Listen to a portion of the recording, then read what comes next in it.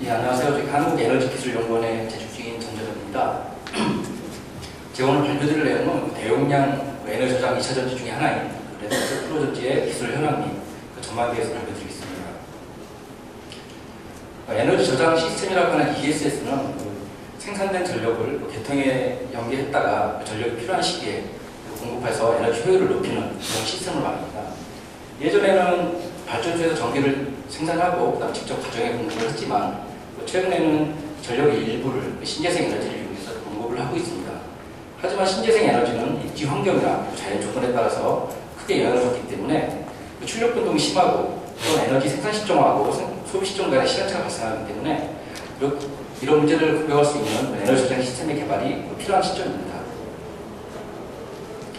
에너지 저장 시스템은 사용 시간에 따라서 단주기와 장주기로 나눌 수가 있습니다. 단주기 같은 경우에는 초단위나 분단위의 출력이 변하면서 이렇게 이연 출력을 에너지 저장 시스템을 이용해서 저장했다가 출력이 부족할 때 그렇게 공급을 해주는 그런 전력 품질 향상이 목적입니다. 저장 장치 예로는 리튬 전지, 그다음에 슈퍼캐패시터, 플라이 휠 등이 적용될 수가 있고요. 장기경 같은 경우는 시간 단위 이상으로 출력이 발생할 때 그런 한전 전기나 신재생 에너지 이것들을 저장을 했다가 피크 시간대 전력을 방출해 줌으로써 전력 부하 평준화를 하는 것이 목적이며 그 예로는 리튬 전지나 압축공기, 나스 전지나 레더스 플로우 전지가 이에 해당 적용될 수가 있습니다. 전지의 특성을 출력하고 사용 시간에 따라서 플러스를 해보면 특히 레더스 플로우 전지 같은 경우에는 100에서 한 10메가와트 정도 고출력을 사용할 수가 있고요. 사용 시간으로 보면은 시간 단위 이상의 장주기용으로 사용할 수 있다는 것이 큰 특징입니다. 레더스 플로우 전지 같은 경우는 현재 지금 1kW당 가격이 150에서 600불 정도로 다른 전지에 비해서 비슷하거나 약간 높은 편인데요. 이 대신에 레더스 플로우 전지 같은 경우는 장주기용에 사용 가능하기 때문에 이렇게 시간, 라이프하고 효율, 에너지를 다 플러스를 했을 때 한 사이클당 소요되는 비용은 다른 대용량 2차 전지에 비해서 굉장히 저렴한 것이 특징입니다. 시장 전망 전문 부속기관인 파이브 리서치의 2010년 보고서에 따르면 향후 2020년에는 약 13% 정도가 레더스 플로우 전지가 차지할 것으로 전망을 했었는데요.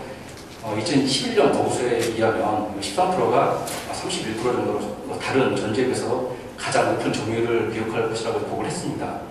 이는 그만큼 1년 새에 레더스 플로우 전지의 중요성이 더 커진 것으로 풀이가 되고 있습니다. 관련 법안으로도 미국 캘리포니아 같은 경우에는 에너지 저장 시스템 설치 의무화 법안인 AB 2514를 승인했습니다. 그 내용으로는 2014년부터 평균 전력 공급의 2.25%를 ESS를 이용해서 적용을 해야 되고요. 2020년까지는 5% 이상으로 인상이 될 것으로 되어야만 됩니다. 이러한 ESS 설치 의무화 법안이 통과된 이후로는 신재생 에너지 보급 확대에 따라서 신재생 에너지는 에너지 저장 장치가 꼭 필요하다라는 것을 법에 반영한 결과입니다. 우리나라 같은 경우는 아직까지 ESS 설치 의무화 법안이 발효되지는 않았습니다. 하지만 신재생 에너지 추진법이 발효가 되었고 의무 비율이 2012년에는 2%를 시작해서 2022년에는 10%까지 향상이 될 것으로 보고 있고 이렇게 신재생 에너지 의무 비율이 좀 높아지는 시점에서는 우리나라도 ESS 설치 의무화 법안이 통과가 될 것으로 전망됩니다. 레더스 플로우 전지에 간략하게 설명을 드리면 기존의 2차 전지 같은 경우에는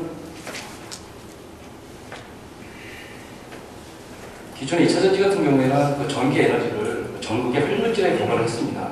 하지만 레더스 플로우 전지 같은 경우에는 전기 에너지를 활물질이 포함된 전해액에 저장한다는 것이 가장 큰 특징입니다. 이와는 별도로 기존 2차 전지에 비해서 레더스 플로우 전지는 출력을 담당하는 스택과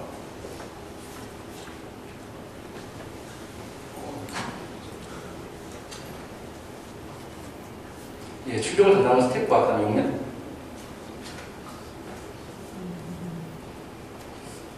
죄송합니다. 굉장히 민감한 것 같은데요.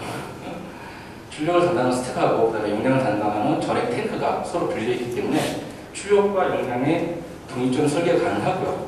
또한 사물에서 작동하기 때문에 안정성이 뛰어나며 10년 이상 장기간 사용할 수 있다는 장점을 가지고 있습니다. 레스 플론지의 그 핵심 소재로는 전극, 바이폴러 플레이트, 멤브레인 전해질이 있고요. 이렇게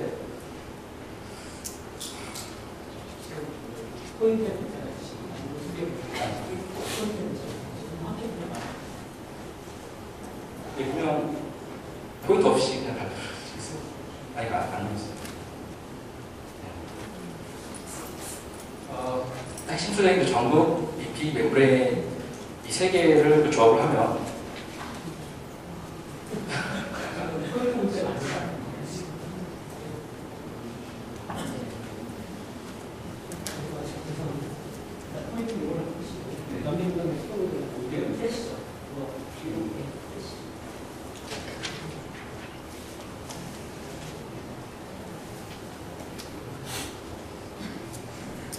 예, 죄송합니다.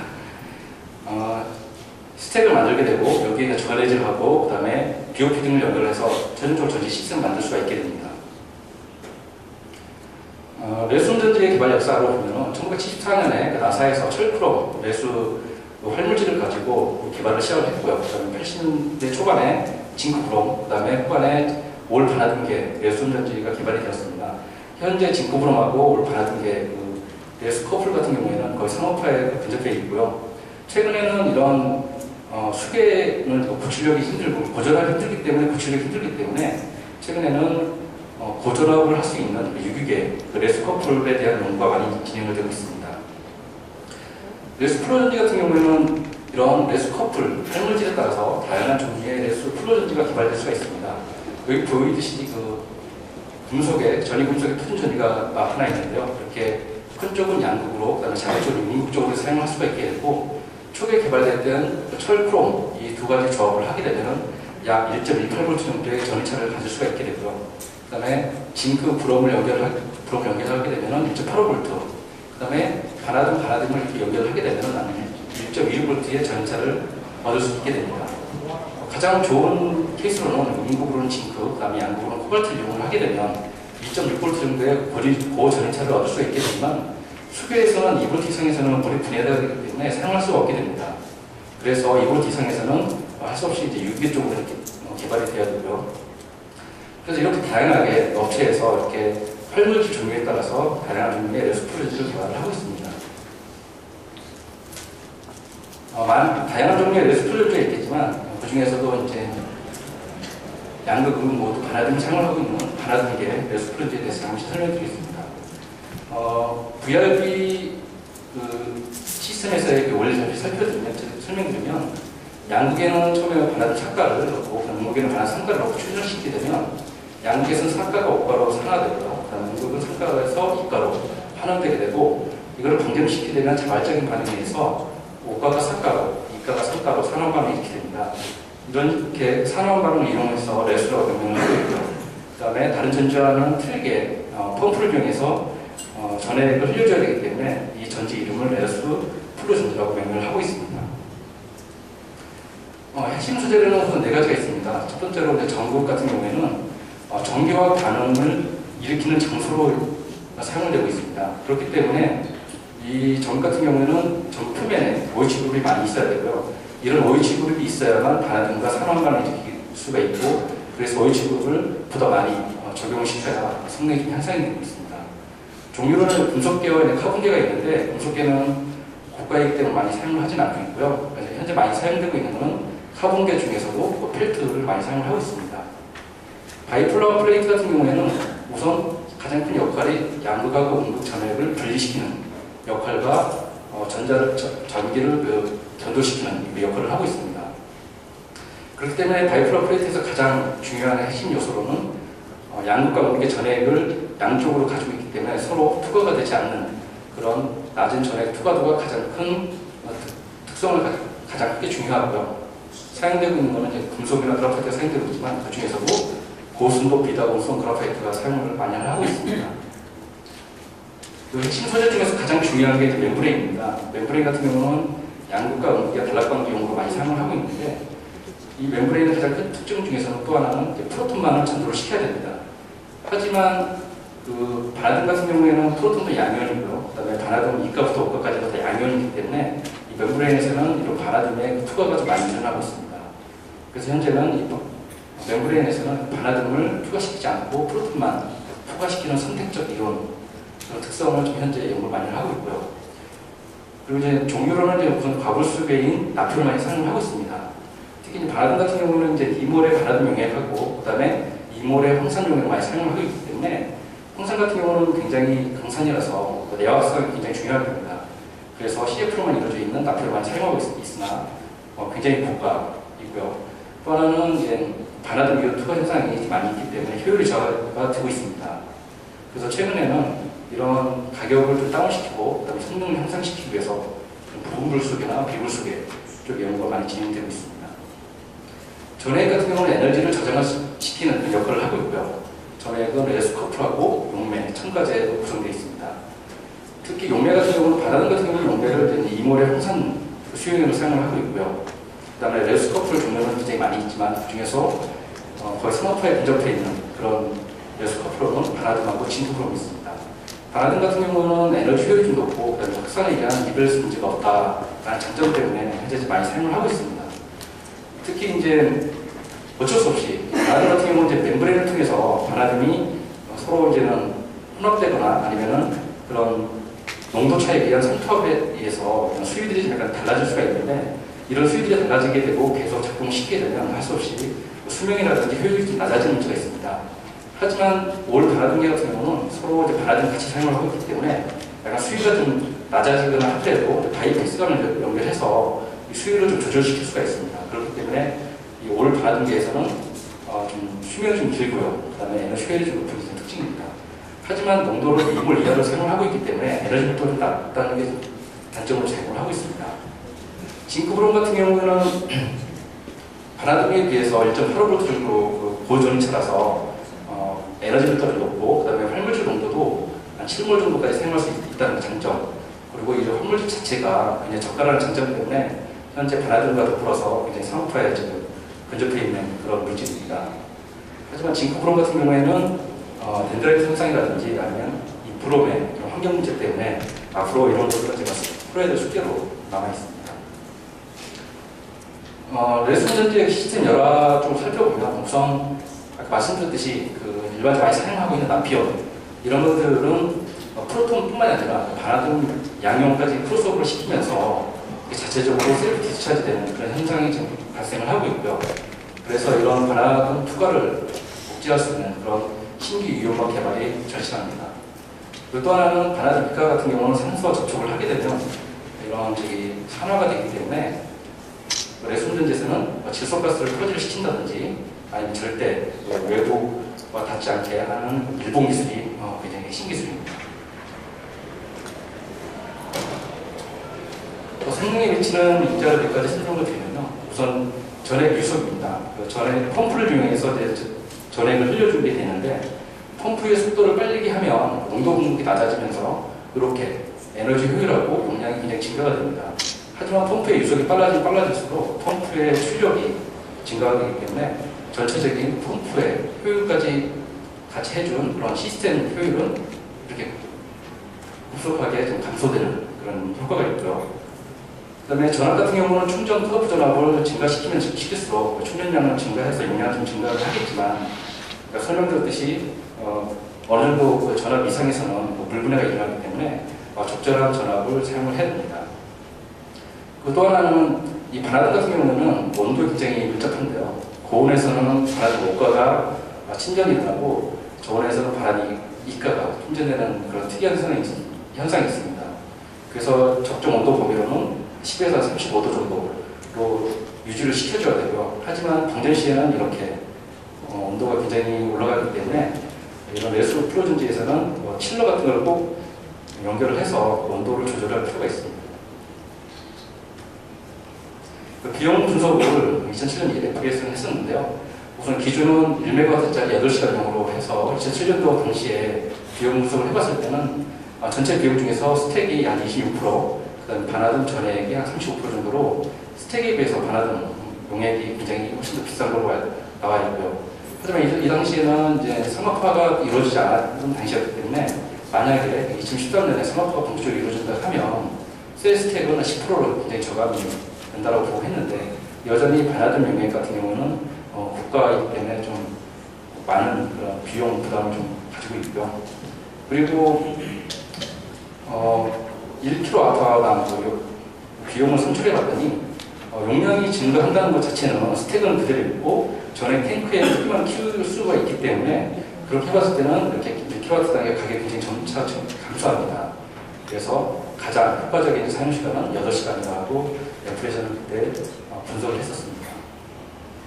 이 외에는 징크브롬, 레스 플러즈가 있는데요. 징크브롬 같은 경우는 양극으로는 브롬, 그 다음에 음극으로는 징크를 사용을 하고 있는 그런 전지이고, 바나듐에 비해서 전이차가 1.85V 정도로 굉장히 고전입니다.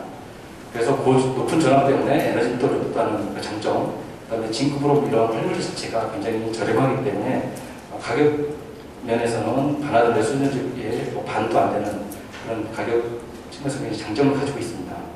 하지만 그 충전 시의 음극에서는 그 징크 2+ 용액이 그다음에 징크 메탈로 전이 되는 그런 디파션 현상이 발생하고 있기 때문에 이런 것들을 이제 방전할 때는 이 디파션이 완전히 다 그 용해가 되어야 되지만 이런 것들이 다 용해가 되지 않을 경우에는 굉장히 성능에 큰 영향을 미치기 때문에 운용 조건에 따라서 이런 수명하고 효율이 좀 달라지는 그런 단점을 가지고 있습니다. 폴리설파이드 브로마이드 같은 경우에는 양극에 이제 브롬하고 그다음에 음극에는 폴리설파이드를 사용을 하고요. 특이점으로는 이 두 가지 양쪽의 활물질이 음이온이라서 그다음에 차지 밸런스 맞춰주기 위해서 소듐 양이온을 넣고 넣어서 구현을 하고 있습니다. 그리고 징크세륨이라고 하는 그런 플러전지 같은 경우에는 전이차가 한 2.2V로서 굉장히 고전의 차입니다. 그렇기 때문에 수계에서 사용을 할 수 없기 때문에 유기상계 쪽에서 사용을 하고 있습니다. 최근에는 이제 이런 고전이 징크브롬이나 아니면 징크세륨 같은 것보다 훨씬 더 고전의 차를 만들기 위해서 유기계 쪽에 메탈 컴프레스를 이용해서 신규 활물질을 만들고 있습니다.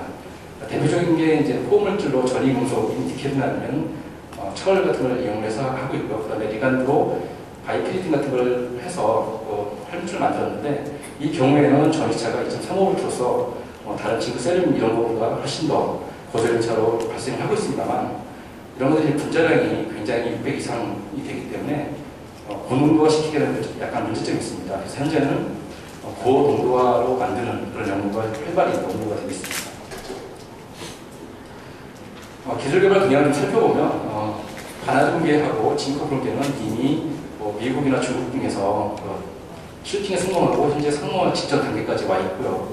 그다음에 단일 스택의 크기를 보면 처음에는 수동호에서 45kW 스택까지 만들었는데 그 이후에는 코스 저감이라든지 유지 보수 문제로 인해서 단일 스택을 한 5에서 10kg 정도로 약간 낮추고 있는 그런 경향입니다. 이 이유는 특히 45kg짜리 큰 걸 만들어 놓고 이제 얘가 고장난다. 그러면 얘를 다시 해체해서 다른 소재만 바꿔서 다시 조립하기가 굉장히 힘들기 때문에 이런 경우는 진짜 스택 자체를 바꿔야 되고 그럴 때는 이제 큰 스택이 이제 가격적인 면에서는 굉장히 좀 힘들기 때문에 좀 스택의 출력을 좀 낮게 만드는 게 현 추세입니다. 그리고 최근에는 아까 설명드렸듯이 유기계 활물질을 개발하는 그런 동향입니다. 다음과 같이 이제 수계하고 유기계 쪽에서 많이 개발되고 있고요. 특히 수계 같은 경우는 거의 대부분이 바나듐이나 징크브롬 쪽입니다. 그 수계 같은 경우는 이제 바나듐하고 징크브롬이 이미 상용화 단계까지 와 있는 상태고요.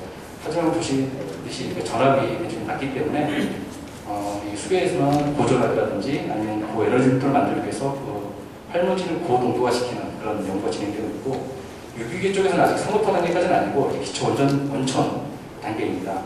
대부분이 이제 이렇게 전이금속계 그쪽으로 많이 만들고 있고요. 하지만 여전히 전압은 2.35V로 약간 낮은 편입니다.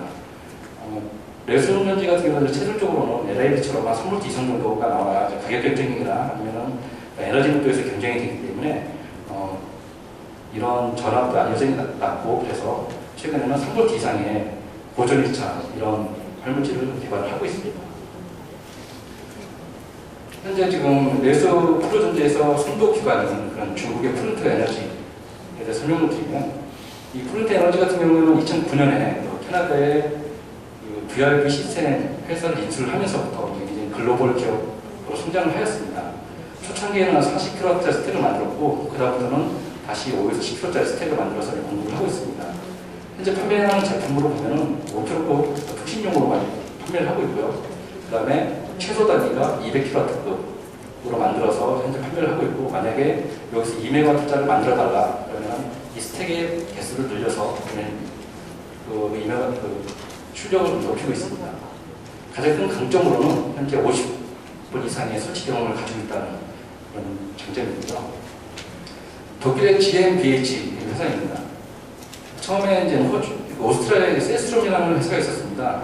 그 세스트롬에서는 FBC100이라는 이 제품을 태양광 에너지하고 연계시켜서 제품화해서 판매를 하고 있었는데요.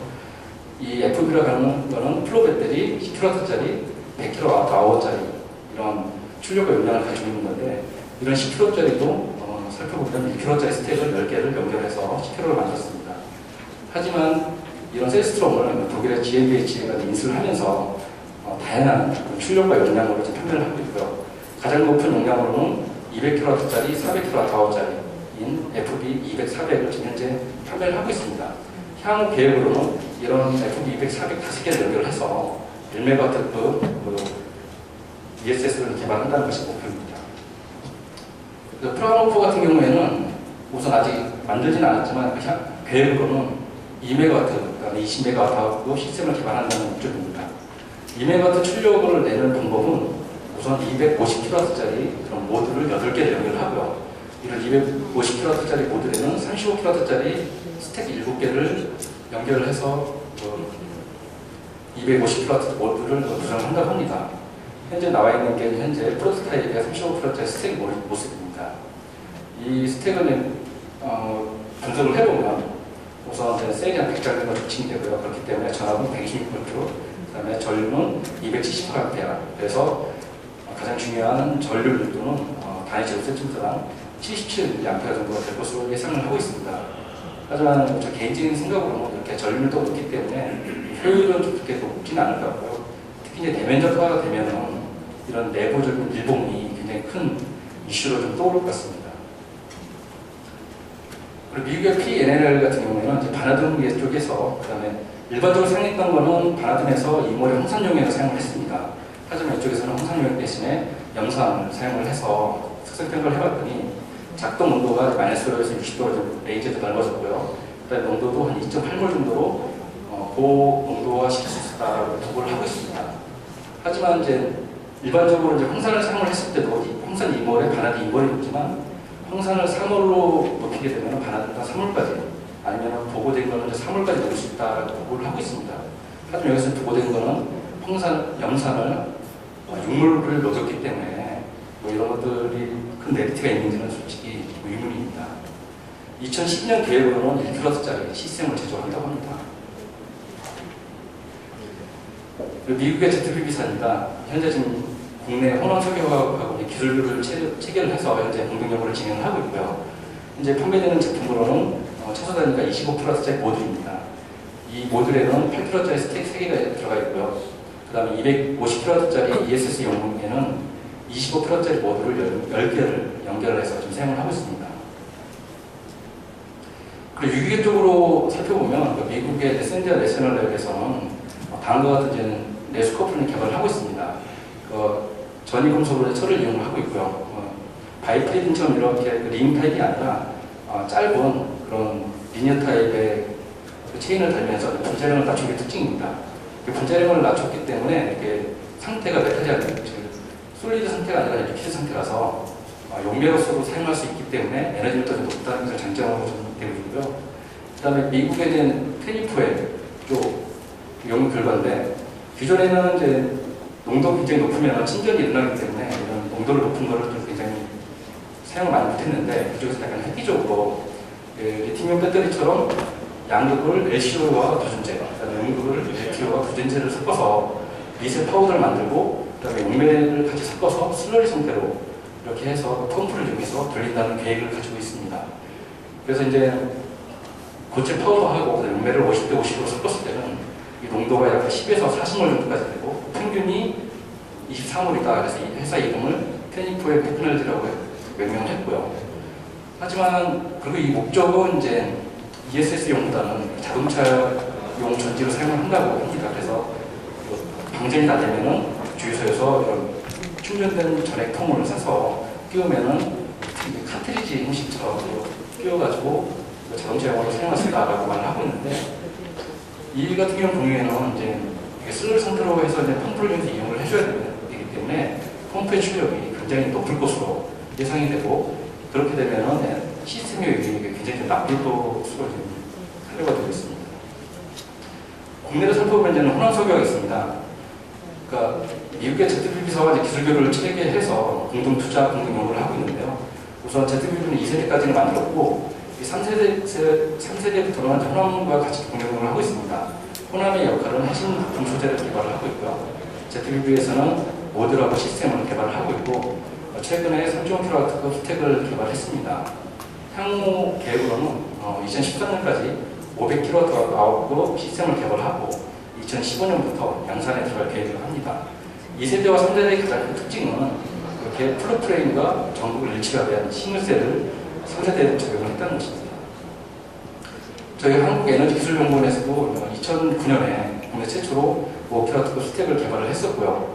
현재는 그때 2009년에는 효율이 73% 정도 나왔는데, 이런 효율을 좀 높이기 위해서 현재 5kW급에 대해서 실효성 향상 연구를 좀 진행을 하고 있습니다.